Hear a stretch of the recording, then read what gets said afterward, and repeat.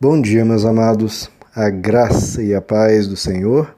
Eu sou o pastor Rômulo Pereira, da Igreja Batista Palavra da Graça, e hoje nós vamos estudar o Evangelho segundo João, capítulo 15, verso 13, que diz: Ninguém tem maior amor do que aquele que dá a sua vida pelos seus amigos. Bom, queridos, aqui Jesus, ele vinha falando sobre amor, e agora ele vai exemplificar o amor máximo, né? Que ele explica aqui e deixa bem claro que é aquele que é capaz de dar vida pelos seus amigos. Porque a vida é o maior bem da pessoa. O que mais a pessoa pode dar além da vida, né? Se ele dá a vida, ele dá tudo.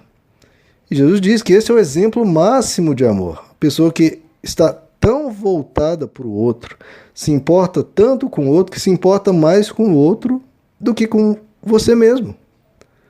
Ou seja, a pessoa está disposta a entregar tudo, a se doar inteiramente. Ou seja, não há limites para o que aquela pessoa pode fazer pela outra, em termos de coisas boas.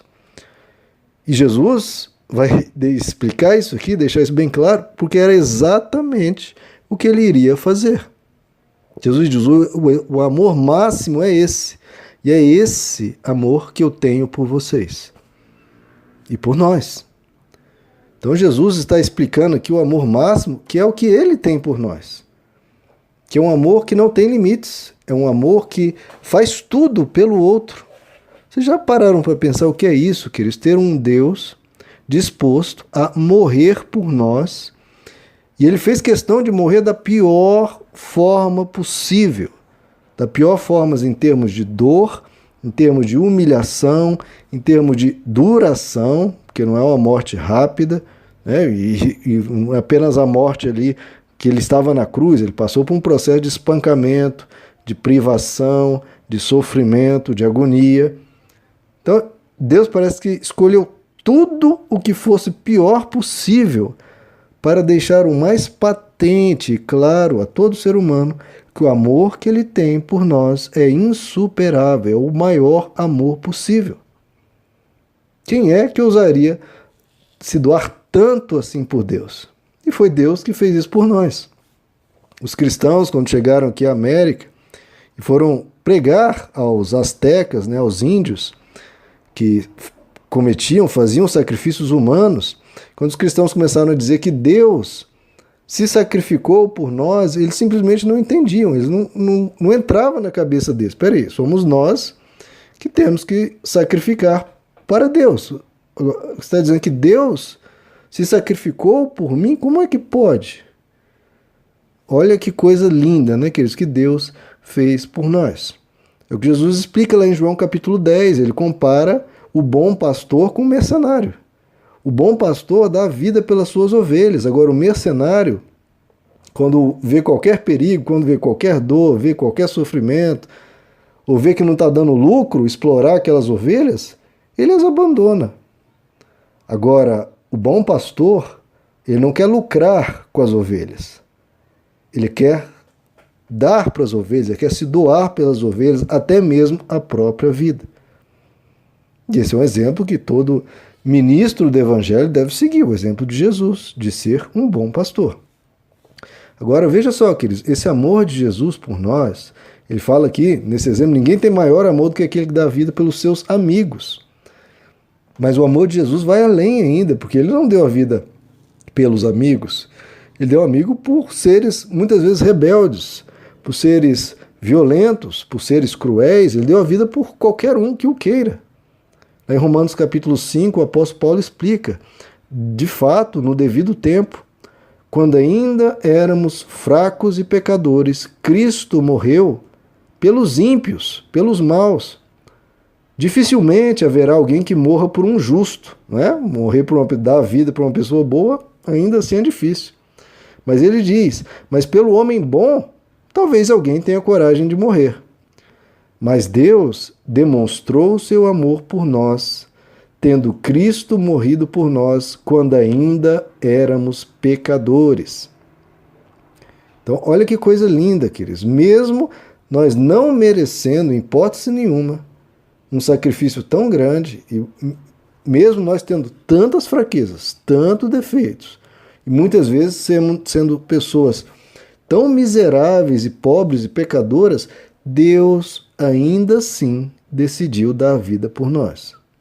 Porque é o amor de um pai, né, queridos? Um pai, não interessa se o filho está rebelde, se o filho tem defeitos, se o filho tem fraqueza, o pai dá a vida pelo filho. Pelo menos o pai, o nosso pai, com certeza, e muitos pais. Então veja, em 1 Pedro, capítulo 3, nos diz que Cristo sofreu pelos pecados, o justo pelos injustos, para conduzir-nos a Deus. Então veja, mesmo nós não merecendo, ele foi e foi além de todas as expectativas. Isso é graça, isso é favor imerecido. Realmente Deus só fez por amor. Não foi porque nós tínhamos algum mérito, porque, olha, que filho maravilhoso e perfeito eu tenho, então eu vou... Não, ele fez realmente por amor. Deus demonstra o seu amor, tendo morrido por nós quando ainda éramos pecadores. Então veja, o amor de Deus, às vezes as pessoas dizem, né? Eu não sei se eu sou amado por Deus, às vezes eu não sei se Deus me ama. Como não, queridos? O amor de Deus é um fato concreto que aconteceu na história e ninguém pode apagar. Ninguém pode duvidar disso porque é algo que já foi demonstrado. Tanto o amor dele quanto o perdão dele, oferecido na cruz. É um fato, já foi dado por você, já foi demonstrado para você. Isso é uma informação que você tem. Sinta-se amado porque você o é. Deus demonstrou esse amor. 2 Coríntios capítulo 5, o apóstolo Paulo diz: Deus tornou pecado por nós aquele que não tinha pecado, para que fôssemos feitos justiça de Deus. Veja só, queridos, Deus, absolutamente perfeito, absolutamente santo, resolveu se fazer carne para se transformar em pecado em nosso lugar. E nós que éramos pecado, fomos feitos justos e santos. Olha a troca que Deus fez. Ele, santo, se tornou pecador por nós na cruz, pecado por nós, para que nós fôssemos feitos de pecado em santos. Esse é o amor que Deus tem por nós. Então, como diz o Evangelho, nós amamos porque Ele amou primeiro. Ele amou primeiro, Ele demonstrou amor primeiro, e agora qual é a nossa resposta? Deus não está pedindo, olha, me ame primeiro e depois eu vou fazer coisas por vocês. Não, Ele fez primeiro. E qual será a nossa resposta? Em Efésios capítulo 5, o apóstolo Paulo diz: andem em amor, como Cristo também nos amou e se entregou a si mesmo por nós. Então a gente deve andar em amor seguindo o exemplo dele. Ele fez primeiro. E às vezes as pessoas têm isso. Eu não vou fazer isso por você porque você nunca fez por mim. Tem as pessoas que são assim, só fazem se o outro fizer primeiro. Bom, Deus fez primeiro. Então a gente não tem nem essa justificativa. Ele fez isso por nós. O apóstolo João, na sua carta, no capítulo 4, ele diz: nisto se manifestou o amor de Deus para conosco, em que Deus enviou seu Filho ao mundo para que por meio dele vivamos. Nisto está o amor. Não em que nós tenhamos amado a Deus, não, mas em que Ele nos amou a nós e enviou o seu Filho como propiciação pelos nossos pecados. E ele conclui, baseado em tudo isso: amados, se Deus assim nos amou, devemos também amar uns aos outros. Então veja, o estilo de vida que Jesus está recomendando para nós, que ele tem recomendado nos últimos versos: o meu mandamento é este, que amemo-nos uns aos outros. Esse é o estilo de vida que ele propôs.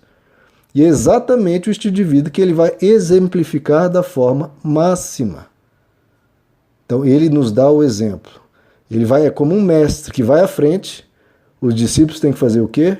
Seguir logo atrás as pegadas, as pisaduras do mestre. Jesus foi. Jesus já está andando à nossa frente. E você vai ficar parado? Vai andar para trás? Vai se desviar em outra direção? Ou vai seguir nas pegadas do mestre? O caminho que ele andou é esse, de amar ao próximo. Vamos seguir. vamos seguir o nosso Mestre. Meus amados, que Deus lhes abençoe, a graça e a paz do Senhor.